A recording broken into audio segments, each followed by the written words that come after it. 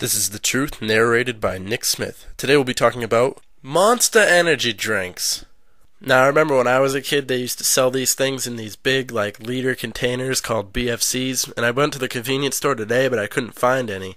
My assumption is that some kid probably died from caffeine overdose because he drank too many of these and they had to remove them from the shelves. Fair warning, viewers, if you're watching this, don't go out and buy a Monster Energy drink and try one for yourself. Heed my warning and just let this one sit on the shelf.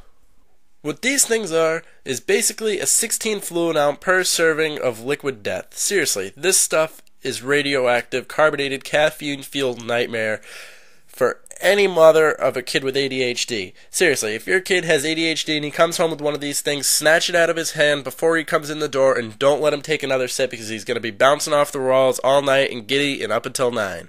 I used to drink this stuff when I was 12 years old, and I gotta tell you, it's the least healthy substance that your kid could possibly be drinking.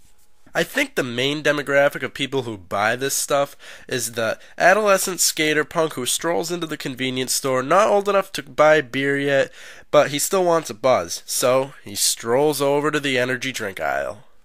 There, he purchases any one of these fine flavors of this delicious, nutritious drink to give him a fine, healthy burst of energy all throughout the day. In all honesty, it really is a genius demographic to cater to. I mean, if you ask me, poisoning our nation's youth one $3 can of radioactive concentrated caffeine liquid toxic waste at a time?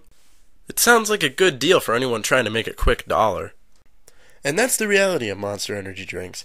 It's a company making an honest dollar catering to the American youth's sweet tooth for sugary caffeinated delights. So, nobody really gets hurt then, right?